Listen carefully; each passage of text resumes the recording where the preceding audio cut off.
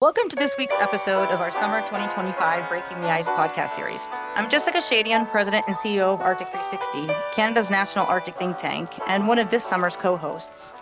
Well,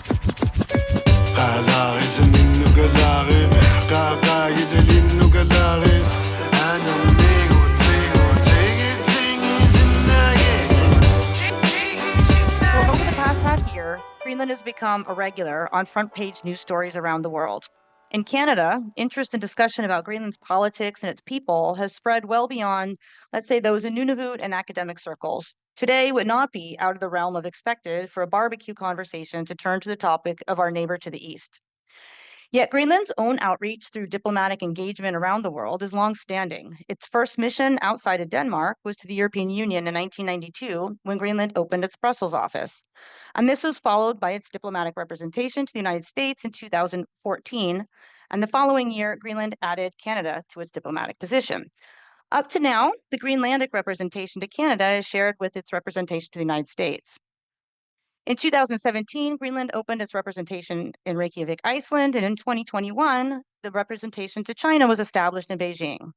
And this pretty much brings us to today.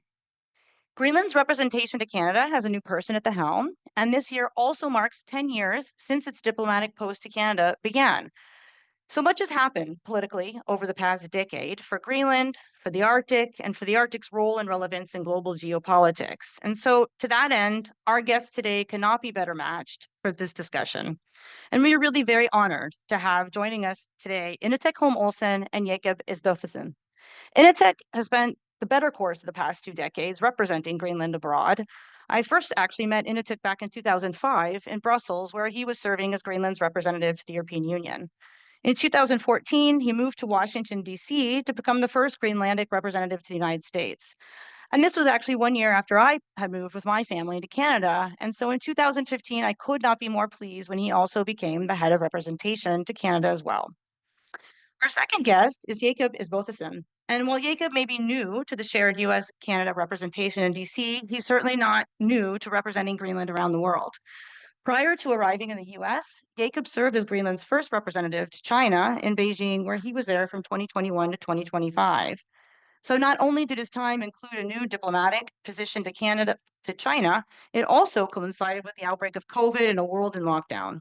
So, with so much insight that our two guests have for us to be able to reflect upon the past and to discuss Canada-Greenlandic cooperation today and where we might be headed, I want to quickly turn it over now to our co-hosts, Sofie and Jaden, so we can get started.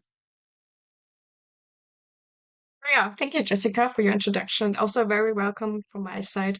My name is Sofie Poggendorf, and I'm a dual master's degree student from the Hertie School in Berlin, but also from the Monk School in Toronto. I'm Jaden Stevens. I'm from Northern Wales in the Northwest Territories here in Canada. I run my own media business here, working on videos and photos and storytelling projects for businesses up here. Also in the fall, I'll be starting my first year in journalism at Carleton University. So excited to listen and learn from each. So before we get to today, let's say, Inuuteq, I just want to start with you a bit. And before we even get to your time in Washington, D.C., let's go even back a little bit further to your posting in Brussels. And so this was in 2000. So can you just give us a sense of things like when you first arrived back then in 2000, like how well the European Union did members of parliament, let's say you interacted with, understand Greenland, its relationship to Denmark, and the politics and the people of Greenland itself? No, thank you, Jessica. And before I respond to your question, thank you for having me and Jacob as well on this because as you know, others don't know, but we go way back. So I'm happy to connect with you, and we've been working together on a number of projects and things, throughout the years. So I'm glad to join you again on this podcast. If I look, I just came from having been 4 years in Brussels now, and when I compare my time in Brussels, the first time when I was there for 3 years, there's a world of difference.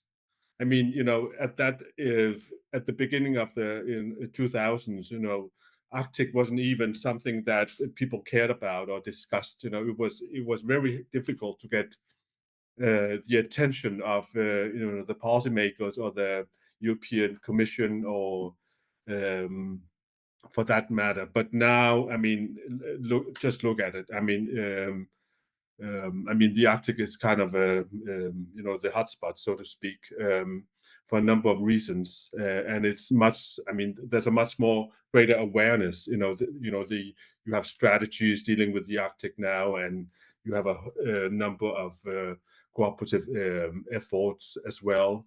So when I think back, for the when I was there for the first time, it's very, very different. I mean, it's I remember, we were trying to get the attention of the EU at that time to deal more with Arctic, but at that time it was all about Europe, Russia, that's all they wanted to kind of deal with. They didn't want to take a broader perspective on things. So it was a kind of a climbing up a mountain, so to speak, to try to get the attention of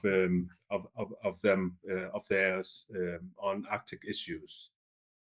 Absolutely. And I even remember when, at the time we had met around then and even going forward a bit, it was a one issue area of interest, if there was any, when it came to the Arctic, and that was trying to, cancel any kind of oil and gas development that might be going on. And so that was it. That was the beginning and the end of the conversation about the Arctic. So then roughly 10 years later, okay, then you move to Washington, D.C., you become the head of the Washington, the representation in Washington, D.C., and then added on to that to Canada. Let's even then thinking back to when you first arrived then to North America, what was the sense of knowledge about, Greenland, its people, its politics from, represented, elected officials, I would say from senators and congressional leaders in the United States to the Senate and MPs in Canada and federal government and almost nil, if I am to say that. I mean, but so I mean, it became quite clear very early on, that what I had to do was to kind of do a lot of outreach, and I took every single opportunity that I could, to go out and speak to different groups, be it universities, be it think tanks, or conferences and what have you, about what Greenland was as an entity. And because the knowledge level was very limited, and it was as if we were just kind of an appendix to Denmark, or some kind of a that we didn't have a kind of a matters to say, but so it was a lot of public diplomacy and outreach to tell about that we have our own government, we have our own competences and authorities where we can act in also in international affairs, and what the possibilities in Greenland were, of course, with the mineral resources, and other natural resources that we are developing, trying to create some interest as well. Even though, I mean, both Greenland and the US and Greenland-Canada have had, decades-long relationships, and, you have joint managements of different resources. And we have had, American military presence here for more than 80 years now. So, I mean, there was a basis, to build upon, but the general knowledge was very, very limited. And I'll just ask this last question because I think it'll be relevant for when we start talking with Jacob today. So in that early time, at the beginning, did it make sense and was not a challenge at all when you had to be managing both Canada, your representation to Canada and the United States, or was it already at that time a bit of a difficult thing to manage? Or no, I mean, because we have so limited resources, both human and financial. It's you have to kind of combine make these combinations whenever it makes sense. But they are two, you can just look at the map. These are two huge countries, that are. So you really, even underneath that, you also have to focus of where it makes most sense. You have to prioritize very hard. In a very hard way to see, to optimize, the limited time and resources that you have to where it makes sense to, or where you make the most kind of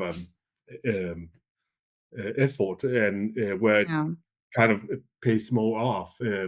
So there's a lot of prioritizing that needs to take place when you look at, trying to handle both countries. But I think we have also come to the realization that that it's almost impossible to deal with such, two huge countries. So the aim at this, and we have that written down in our strategy, that the next representation that we're going to open is going to be in Canada, separately. So yeah, maybe moving a bit to Jacob now, because you have been from 2021 to 2025 the first representative to China, and this was also a time of growing global interest in the Arctic and especially also in Greenland. So maybe you could explain a bit about the main factors that led Greenland to open its first representation in China in the first place. But also you could also maybe give us some few thoughts about how you navigated your new role, especially having in mind that at the beginning of your term in China, the world was basically stuck by the global pandemic. Sure, and thank you very much.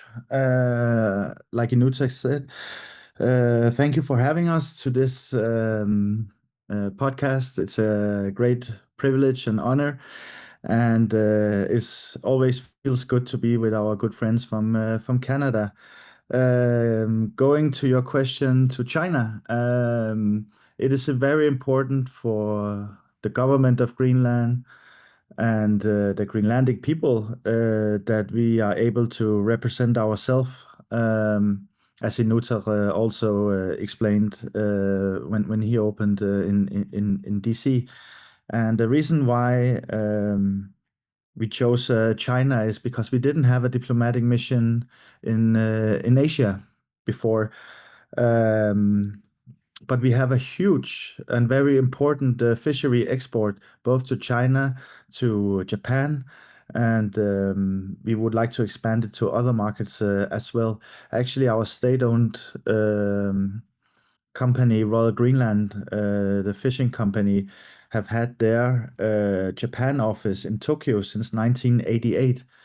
And they have had their China office in Qingdao since 2002. So we have actually been present in Southeast Asia for many years, focusing on fish and fish export. As you know, around over 90% of our export incomes derives from fish and fish products. So fishery in general and export of fish products is vital to our economy.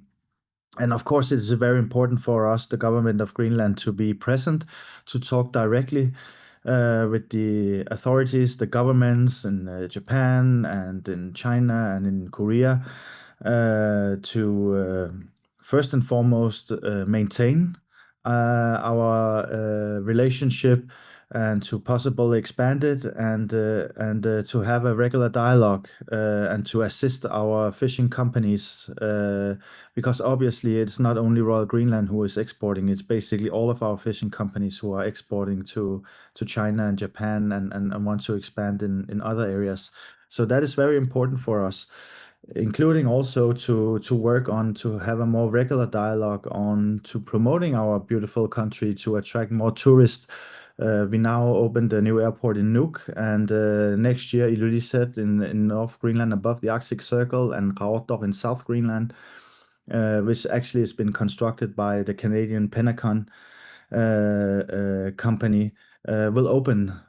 So we need to attract more tourists, and there's a simple reason for that. That is that the government of Greenland, we need to diversify our economy, because if you only have an economy who is solely based on fish and fish products, it's very vulnerable, especially when you live in the Arctic and with the climate change and so on. And if you want to have a sustainable fishery, you need to follow the scientific advices.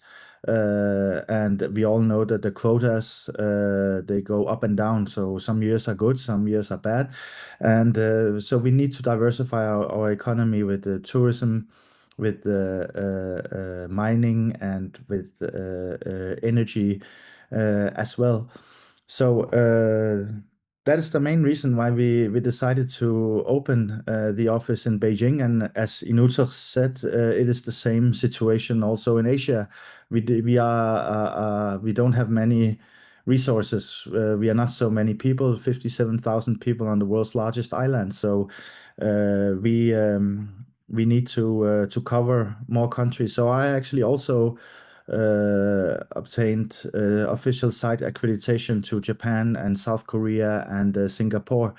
And by that also we covered all the Southeast Asian country, which is also an observer country to the Arctic Council, because all of these countries have some kind of a official Arctic strategy or official Arctic policy. So there's also organized events and panel discussions and other things that Greenland participate and actually contributes to the debate, and maybe also balancing the debate from our own point of view. So I think, in short, that was basically some of the main reasons to open in Beijing and in Southeast Asia. And then, as you mentioned, yeah, it was very difficult in the beginning, obviously, to the pandemic with the COVID-19. When we arrived, my partner and I, we were stuck in a hotel room for 23 days. We couldn't get out. People were not allowed to get out. So that was a pretty rough start. We were tested every second day, and 3 times a day they came knocking on the door, and then there was basically a flight tray with meals that we could try to enjoy. So it was a pretty rough start. And then when we came out, it was also not easy actually to, normally we will maybe have a minister or we will have a big reception, and we will mark it with a ceremony that we now are having established diplomatic relations and inviting the relevant government and the stakeholders and so forth. But we could not because we were not allowed to meet physically. So it was a very strange way to open such an important representation out there, where we just raised the Greenlandic flag, together with the Danish ambassador and the Faroese head of representation. And then we looked at each other, and then they just said congratulations. And then I could go in and sit behind a very empty desk, and then thinking, okay, how do I establish real diplomatic relations and a relationship with counterparts? So it was a very different start also compared to when we, for instance, opened in Iceland, or as Inuuteq told how they did it in DC. Yeah. And interestingly enough, and then we'll get to the present day here. Inuuteq, I remember speaking with you quite a bit in your, last year or so, in DC. But even leading into that, we had President Trump was elected for his first term, and it kind of maybe really changed. That administration really accelerated, I would say, U.S. interest in like kind of the geopolitical and defense interests in the Arctic. There was also COVID. Maybe like if you have just one kind of takeaway or thought on like, if you can put it all together in terms of by the time of your departure and the growth of the representation over time, like how do you feel things sat in terms of cognizance, understanding, knowledge, and relationships that Greenland had, I guess, let's say with, both the United States and Canada as you were moving back to Brussels? No, I mean, I think, of course, you mentioned, first term of President Trump, and what he brought, to the agenda as well. But so there was this huge interest as well, marked by one event. But I think that was a kind of a departure point, of getting Greenland on the world stage, as even though it's for reasons that we don't want, that we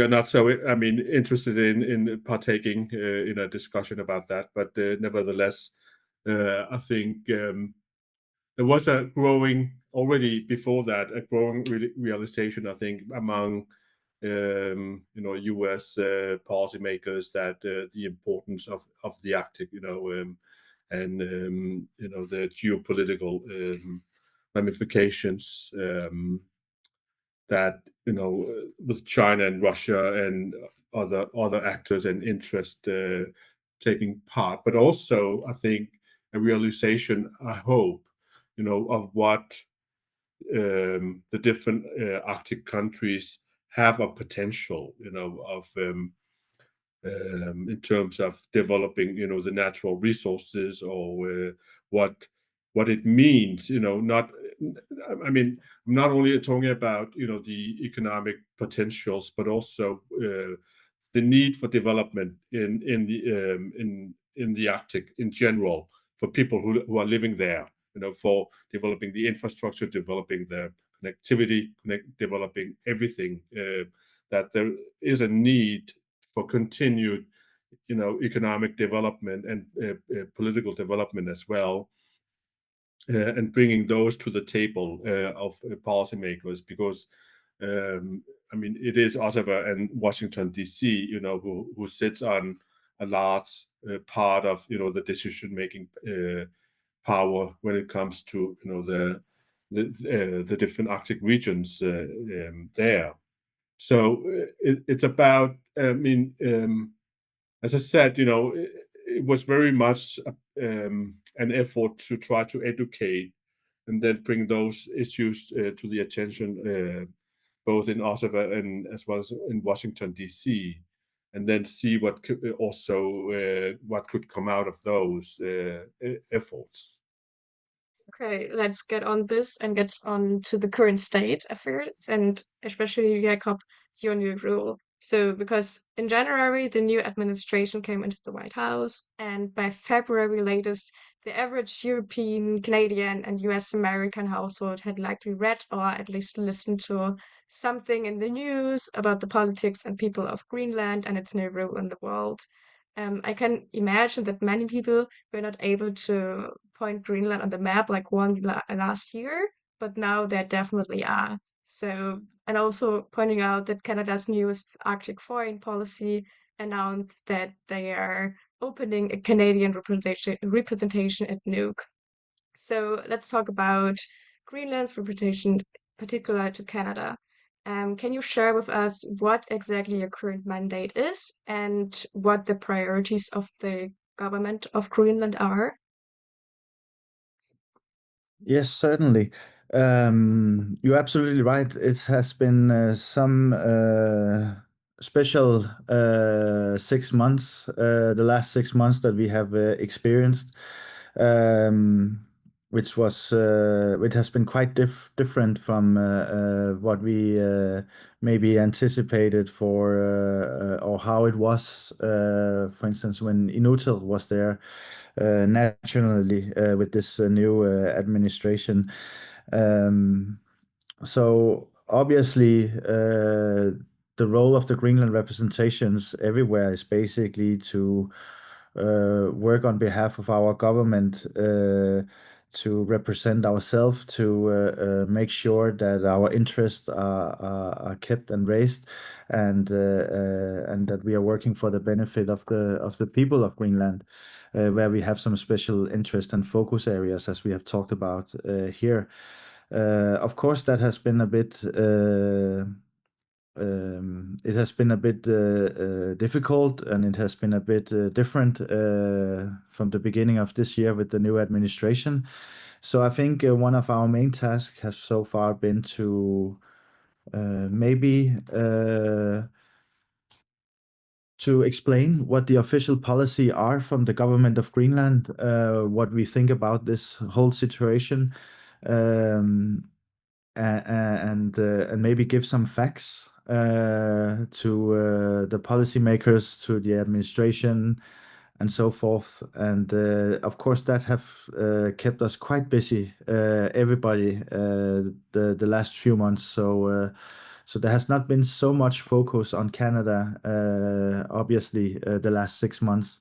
But of course, we want to have a good relationship with Canada. We want to have a good relationship with all our friends and neighbors and our closest allies, which US and Canada, of course, are. And I think that there's so many areas of cooperation, so it's difficult to start. But I think I would say that, as you mentioned, we highly welcome that the new Canadian consulate will open in Nuuk.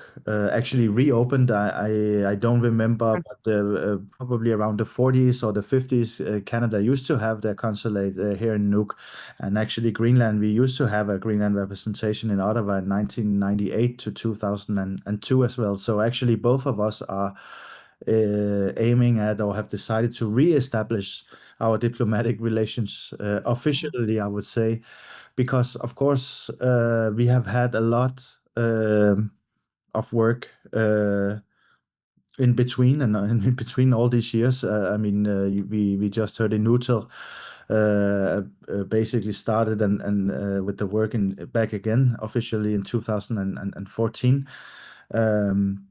So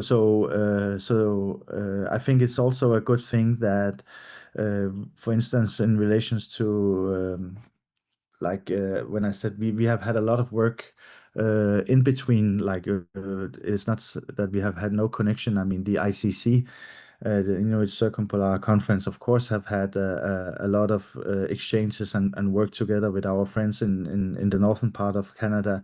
We have had directly bilateral work with the government of Nunavut, and of course we have worked together with the government in Ottawa as well.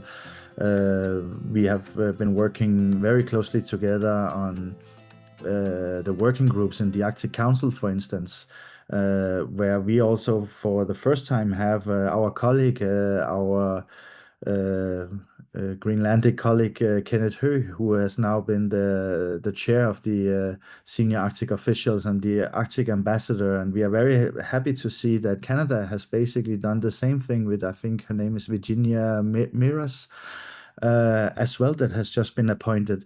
So I think we are going in a very, very positive direction.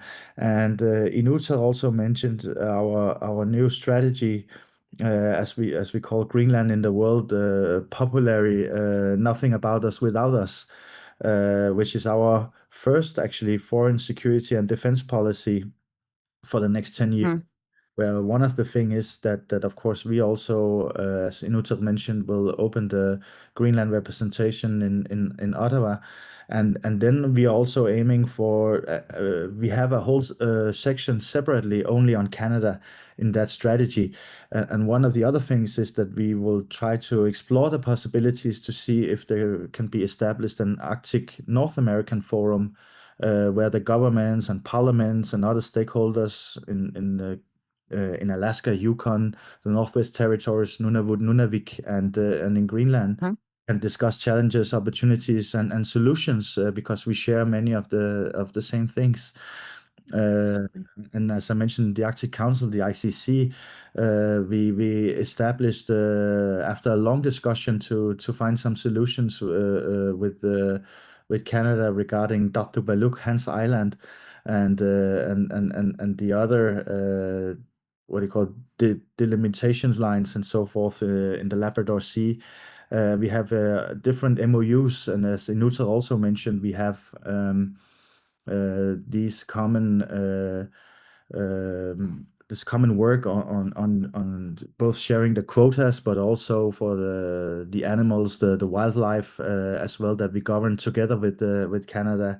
And we have the whole Inuit mobility scheme that we want our friends in Avannaaqsuaq and the northern Nunavut to visit each other without borders or at least major obstacles in that sense. I mean, basically freedom of movement between our people, and we have the PDAC where we focus on mining, where we work together with our Canadian friends, and we have this Pennacon, as I mentioned, that are constructing in South Greenland. So I think we have quite a lot of common areas and interest, and I really look forward to when hopefully we have found a common ground to discuss our relationship with the US, that we will be able also to focus on basically all these areas together with our colleagues here in Nuuk and in Ottawa and in Nunavut and so on all these areas, because I think there's many positive areas that we can work together on.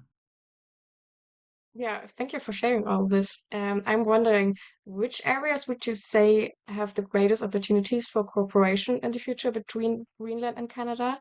You already mentioned with China, the fishing and tourism. What would it be with Canada? Yeah, it's difficult to say because I mean, difficult to pinpoint one exactly, because I think we have so many areas, whether we are talking about culture, research, education, transportation, trade, fisheries, exchanges of many things. So tourism. I think I will not point out a single one, because I think all of them is quite important, and then of course, it is up to our politicians to choose which one, because we all have limited resources, and especially in the northern part of Canada, if we are talking direct exchanges with Nunavut and so on. So probably we will focus on a few of the subjects, but I actually think all of this, including our work with ICC, with the Arctic Council, that and now we have two local good senior Arctic officials and ambassadors from Canada and Greenland. So I'm sure we will find some common areas that we will choose and focus on. In that way. Yeah. You know, it's funny. So I'm going to point out what we think is obvious now, but I think even back when Inuuteq first started in his time in Washington, D.C., the idea of a North American Arctic was not kind of very solidified whatsoever. There was the Nordic Arctic, and then there was that other part, and the Prussia. So to say, like, geographically, right? We know that you know, Greenland's part of the North American Arctic with United States and Canada. And so picking up, I think, a little bit, Jacob, on what you were heading towards in terms of potential areas of common cooperation when it comes to the North American Arctic. You know, in terms like where we can see areas that we can all be working together. I just want to, you know, I'm going to bring this up, but understand that I know that defense is a Danish Greenlandic issue, right? And NORAD is, if anyone doesn't know, it's the North American Aerospace Defense Command. So, and that's a U.S.-Canada cooperation, but the U.S. also has an Air Force base in Greenland. And though I want to say, though, NORAD's like undergoing a period of modernization, and Canada's new government has this, you know, it's a real focus on being both strong on defense and strong on the economy, and at the same time is really talking and spending a lot of time on prioritizing nation-building infrastructure projects. So I'm bringing all of this up because I'm wondering if there may be, you know, I'm thinking about, let's say, so trade, economy, even sort of kind of dual use thinking, where there may be some opportunity for strengthening, let's say, even Canadian Greenlandic collaboration around strategic infrastructure and some of the strategic infrastructure gaps, whether it be in Greenland or in our north.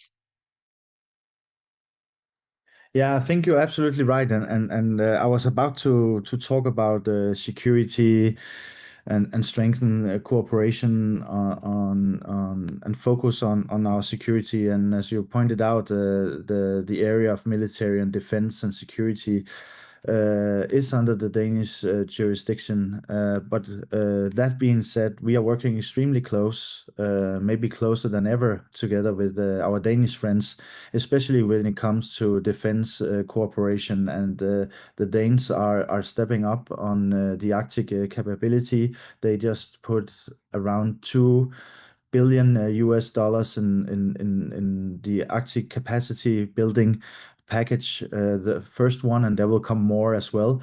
And I'm pretty sure also that Canada have felt some kind of pressure and with the new administration. And I think it's also important to say when we are talking about defense and security cooperation that Greenland is a part of the Kingdom of Denmark, obviously, but that also means that we are part of NATO, and like Canada are. So Yes. friends and allies. And I don't know the details, but I know our colleagues participate in the latest NATO summit security meeting in the Netherlands, where they discussed that there will be a more natural focus from the NATO allies on the Arctic. And I'm pretty sure that, as you mentioned, Jessica, that there will be some opportunities that we might not have been looking so much into earlier on possible dual use critical infrastructure and how we can work even close together, because that is what friends and allies does. And I know that our colleagues here in Inuuteq have been looking into the possibilities with their counterparts from Ottawa and from Nunavut and from other places to see if we can learn something from the Canadian side on, I'm not sure what you call it, the Arctic park rangers, where the fishermen, the hunters, the local population can be the eyes and the ears to what is going on to contribute to our common security. We just started last year, I think, or a few years ago, with, as we call, the Arctic Basic Training Education, together with the Danish Defense in Kangerlussuaq, which is our old U.S. military base, which has turned into a civilian airport, or was our main airport before Nuuk opened. And that has been a really success in that sense that they are being taught and they are learning and they have been educating in different from different perspectives from the military, which is focused on the Arctic conditions. It doesn't mean that they are, when they are finished with their education, that they're educated soldiers, but they can be used as all kinds of the emergency preparedness and response, whether it's the local police, the local firemen, and other areas that you can think about that might need these skills. And there we, of course, are looking much into what are the Canadian experiences in that area. So I think you're right that we will, due to these circumstances and how the world have changed dramatically due to different reasons, whether it's the Russian attack on Ukraine with the new administration and so forth, that there will be a more natural focus on that compared to maybe before. And then not forget, as we know, with also one of the 4 legally binding agreements from the Arctic Council, with, I think it's called the oil spill response, where the Coast Guard cooperation between Canada and Greenland. So I think we will see more naturally more cooperation in that area. Yeah. And maybe we can come back and talk to it in a bit, but it seems like maybe there's coming back to also with Sofie's question. There is a lot of effort and interest, I think, to have some more also collaboration around critical minerals and the mining space. And so also this kind of gets back into the strategic infrastructure piece. Inuuteq, I'm gonna let you jump in maybe because you want to have a few thoughts on this as well. Absolutely. I mean, from my seat, in the last 4 years, you also have a whole new interest from the European side on critical minerals. And I mean, where we have also made an agreement with the European Union on developing those, but also I mean, there's a Canadian component as well. I think, with Europe and Canada also cooperating much more than previously.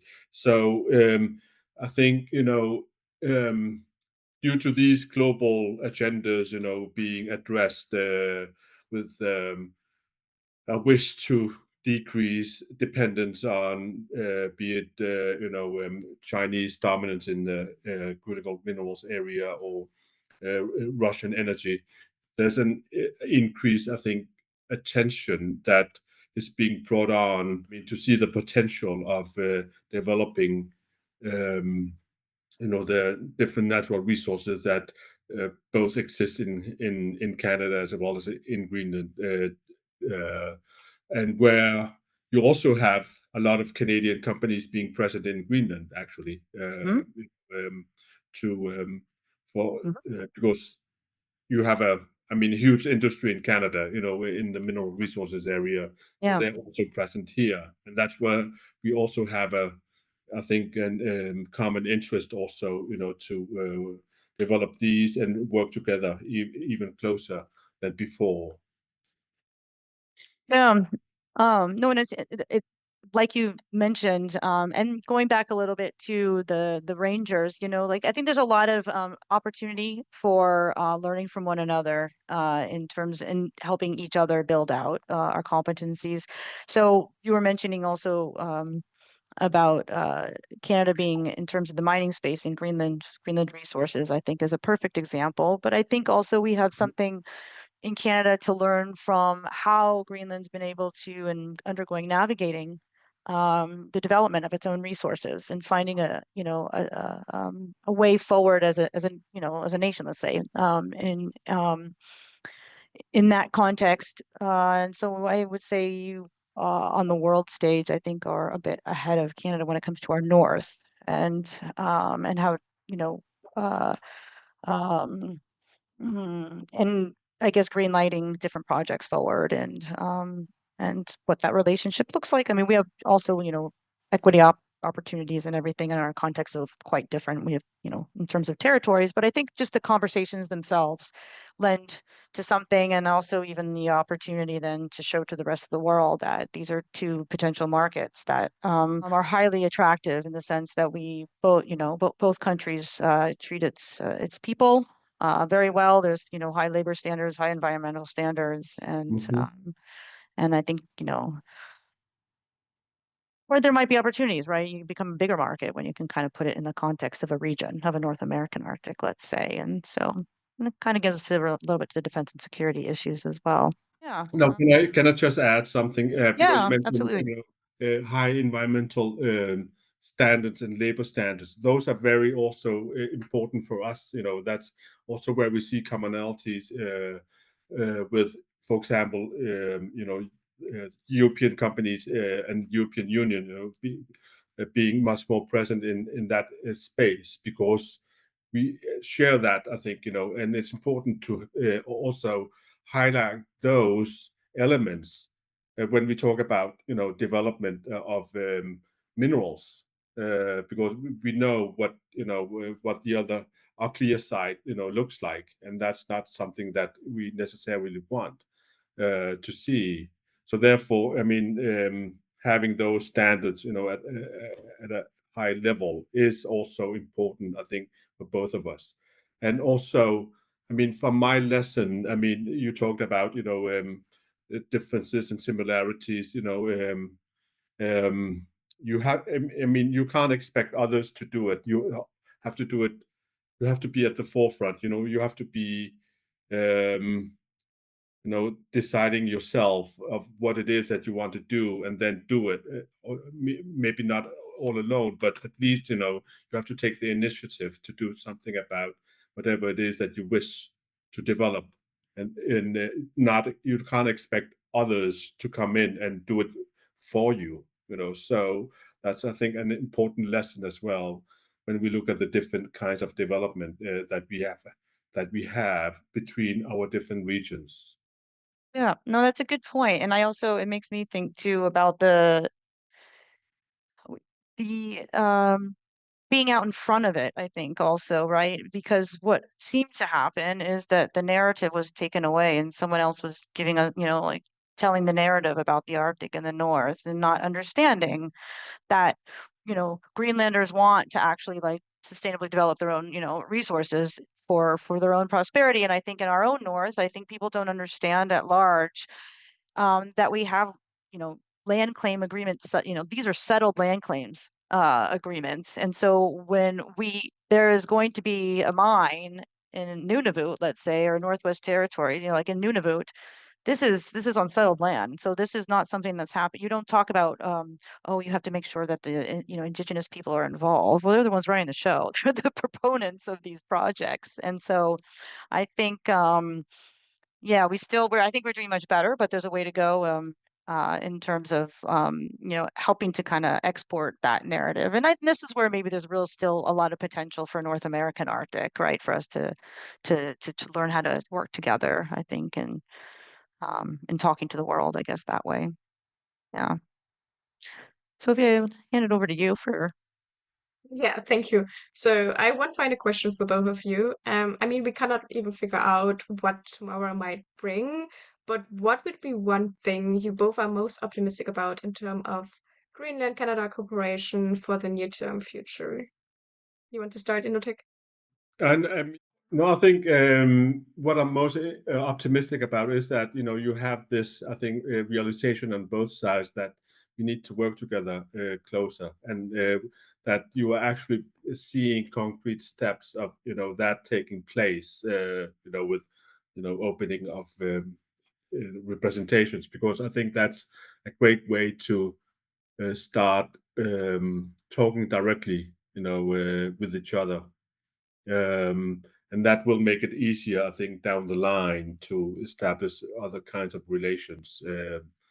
I think I mean, I'm also optimistic because we have already a strong foundation. As Jacob said, we have a lot of joint management efforts, research and MOUs and relations with, Nunavut, and so there's people to people as well. So there's a good foundation, I think, to build upon, and I think that's what makes me optimistic about looking into the near future of Greenland-Canada relations. Yeah, thank you. It is hard to top what Inuuteq just said. Obviously, I totally agree with that. But what I think, I think what is more realistic than maybe before, and what is really positive, is that the attention that the Arctic, the Greenland, and Canada have gotten now, and as an Inuuteq said, the realization of that we need each other maybe more than ever in that sense, as friends, partners, and allies does. I think from the government side, there's a big chance that funding can follow. Not least also the attention from private investors, private funds, because it is good that we re-establish our diplomatic missions, but we need more and more people exchanges as well. Yes. And for that we need connections, we need the transportation, and we have the summer route from Iqaluit and to Nuuk, but why not have it as a yearly flight?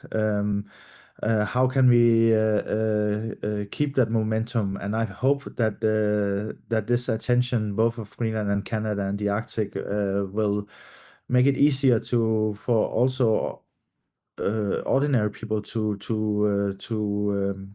seek funding and so forth. So I'm quite positive and optimistic in the time to come with the attention that follows from the top level of governments and the societies. Yeah.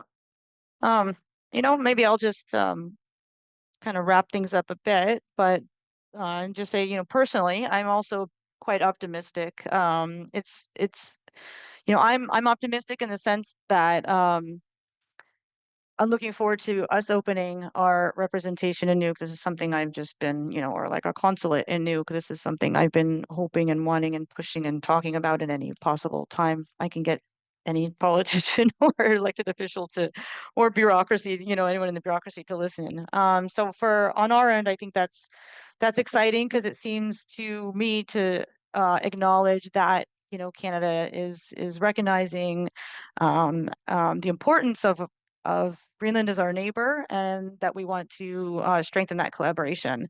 At the same time, I also very much look forward to having you guys in Ottawa, because we do kind of get lost in the hustle and bustle of all the politics going on in the United States at all times, always. And I think that's going to help. I think it's going to help because then there will be more engagement. We're going to have more folks then in Greenland from Canada, and we'll have, it's going to be more attention that Greenland pays to Canada. And I think that is going to help also then just organically grow more of the people-to-people cooperation. And I do think that there is something to build on in terms of the relationship between Nunavut and Greenland, and how do we get this summer flight into something that's much bigger and larger. And on that, I think, on that note, maybe, I'll let you guys have the last word to things, but maybe it's time to start figuring out and putting pen to paper on what some type of North American Arctic entity could look like for us to be able to have more regular conversations. And not just at, Ottawa and Nuuk, but as you said, with Nunavut, with the Inuit themselves, whether through ITK and others, to build those relationships and think about and let that organically spur what the cooperation looks like coming forward. So I think you are touching on something both. I think that we also want to see from the Greenland side, as Jacob said, we have this strategy that we are working on implementing, where we also would like to see much more, I think, direct relationship with, both at the sub-national level, but also, but also at the national level, obviously. So I think you haven't heard the last word of us, for sure. That's for sure. We'll be there in the future to build upon what it is that we want to achieve and realize from the Greenlandic perspective in terms of developing our more east-west kind of relations, but also not forgetting Ottawa as well, at the circumpolar level. So I think there are potential, definitely potential, and I think we're taking these, or we are seeing these small steps, be it at the infrastructure level or at the organizational level, where you are beginning to see, I think, more movements between Greenland and Canada, because one thing that came to mind when you were speaking about, how things evolve, is that it takes time. These things takes time, and we talked about these issues for many years ago, but and now we are beginning to see, I think, come to fruition, at least for some of them. So you just have to be persistent, and I think persistence works. I think persistence is the key. Yeah. Jacob? Yeah, I have not so much to add of what Inuuteq just mentioned, other than I look forward to go back to DC, and not least to Canada next time, to follow up on many of these issues, if not all of them, and not least to expand our network, and working together with you guys and others to actually have some more time and some more in-depth discussions on how to proceed and how to make this cooperation a success, as Inuuteq mentioned here. Yeah. Well, I'll just say, I'll wrap it up by saying, Jacob, I'm looking forward to working with you. Now that you're going to be, representing Greenland to Canada over the next your tenure, and Inuuteq, we've We've known each other for a long time. It's been fantastic. I've learned so much about Greenland and the world, I think, from you. So you're now back in Greenland. I hope that doesn't mean like you're going to go off and go fishing and we won't see from you for any longer. And we have our annual conference coming up in February. And so, of course, Jacob, I hope that you will be there. But Inuuteq, you're now going to be closer to us, and so you have very little excuse to not come our way in February. And so I would hope to see the two of you there, and I look forward to it. So thank you both. I know you're both very busy. The world doesn't stop just because you jump on Zoom, and you've got a lot to attend to. And so I thank you so much, and I really appreciate you guys taking the time to talk. So. Thank you so much, Jessica. Yeah. Thank you. I'll see you soon. Likewise. Thank you. And look forward to see you again next time. Thank you so much.